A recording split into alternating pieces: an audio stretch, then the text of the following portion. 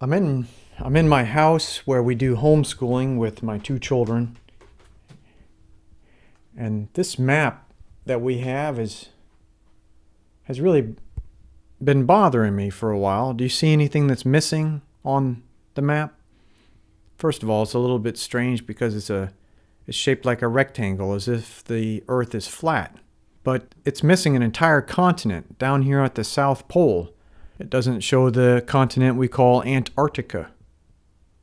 It's just missing. And I wonder why. Why would they leave a continent off of the map? I do also have this globe, and the globe does show Antarctica. You can't see it from above though because it's on the South Pole. But if you flip the globe upside down, there it is on the bottom. The Antarctica on the bottom of the Earth, or on the South Pole.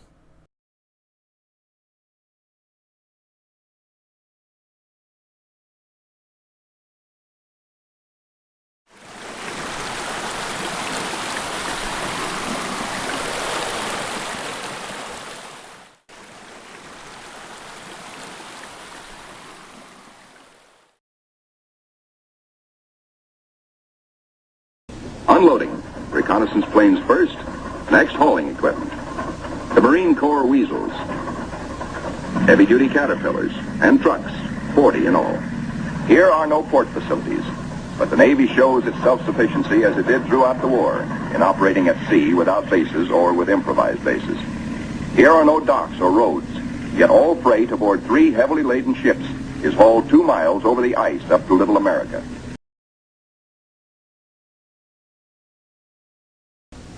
The call goes out for dynamite crews, Navy's trained demolition teams, seasoned on enemy beaches.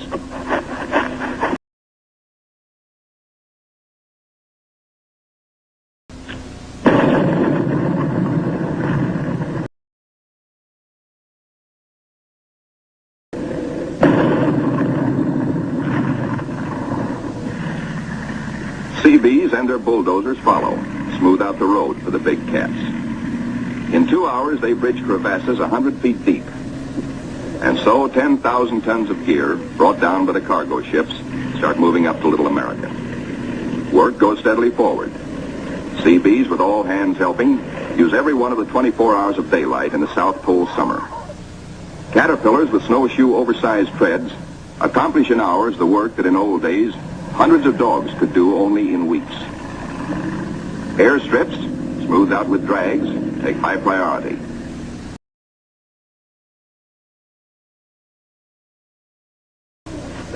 Food dumps grow steadily.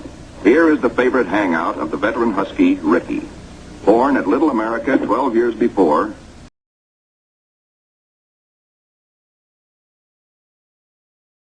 knockdown Wanigans grow magically, and the Air Headquarters Quonset is ready. And now, the ordered streets of a tent city that is Little America the Fourth.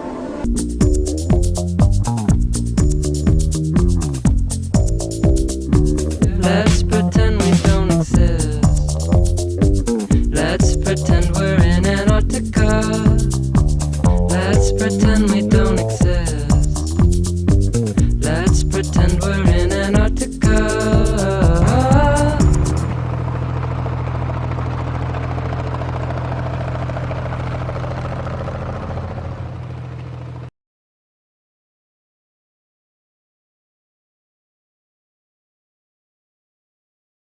Admiral Byrd says goodbye and good luck to an over-ice expedition which is to probe deep into the Rockefeller Mountains, 300 miles southeast.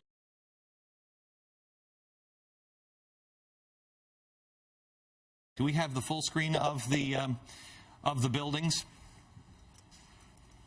It's 30 Rockefeller Plaza. This is 30 Rock, NBC building, okay? And this is a multi-block, Radio City Music Hall is over here, Simon & Schuster building is over here. Across the street is part of Rockefeller Plaza.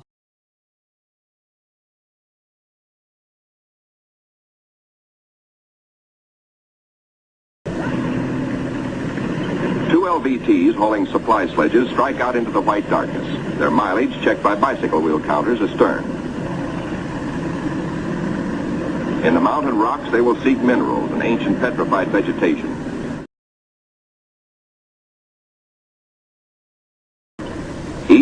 plane is serviced on exact schedule with 1,200 gallons of high-test gas and with preheated oil tested to function at 80 below. A pressure tank, especially designed for operations in deep cold, pumps the oil into the planes. Daily flights begin. Each plane has a definite sector to explore, a definite timetable, a definite radio report schedule. While the weather holds, flights operate around the clock. Aboard the destroyer Bronson, he sails close in to Mount Erebus, 14,000 feet above the sea, an active volcano near the South Pole.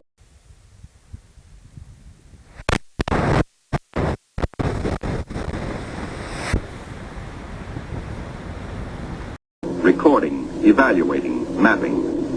Plateaus, mountain ranges with peaks 20,000 feet above sea level. The trimetrigon lenses, clicking overlapping exposures every 3 seconds, photograph from horizon to horizon. Coal, a mountain of coal. Byrd later declares Antarctic mines, if once tapped, could supply the world's coal needs for centuries.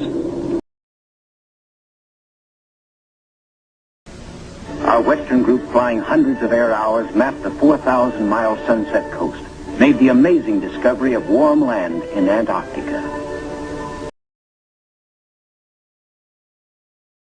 The universal white is turned to chocolate brown, dotted with blue. A cameraman goes into action. 300 square miles of land without snow. Land that might be in New Mexico or Arizona. Pictures alone will prove Bunger has discovered a warm oasis in the shadow of the pole.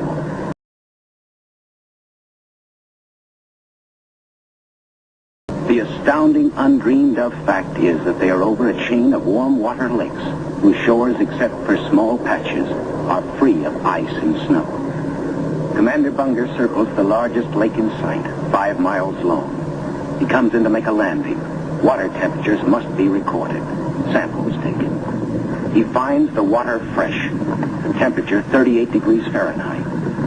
On the shores are vast deposits of coal and of minerals of the utmost importance to civilization. This is incredible. They found decades ago a warm place on Antarctica.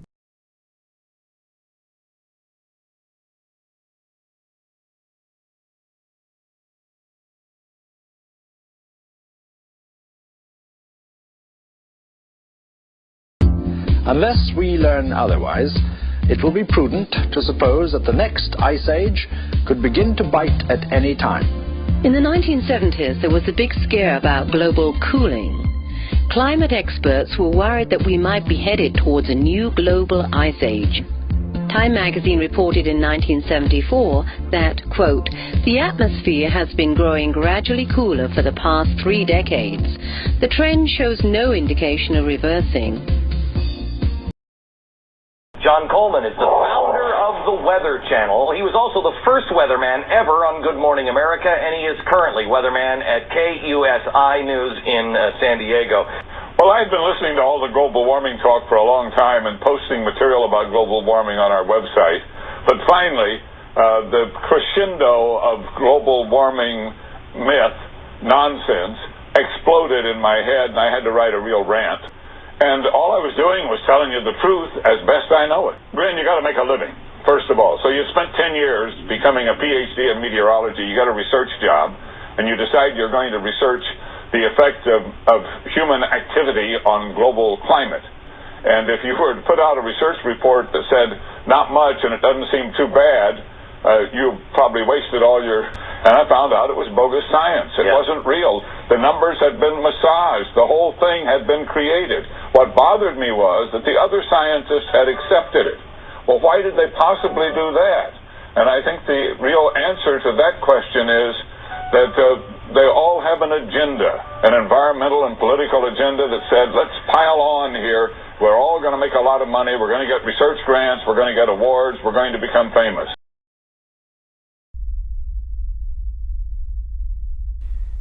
But they that will be rich fall into temptation and a snare, and into many foolish and hurtful lusts, which drown men in destruction and perdition. For the love of money is the root of all evil, which while some coveted after, they have erred from the faith, and pierced themselves through with many sorrows. In fact, it's a quite new discovery for us that the Earth can turn so cold so fast. The problem is, would that happen again to us right now? CO2 does not control the weather. God controls the weather.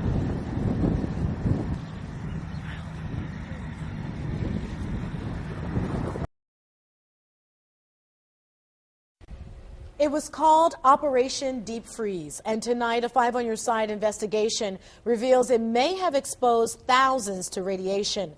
What did an estimated 15,000 share in common that's now suspected of slowly poisoning them with radiation? And our investigation found others across the country, all Navy veterans who either died or are fighting cancer, and all shared one thing. They all served at McMurdo Station, a U.S. Navy base in Antarctica, and it was powered by this, a portable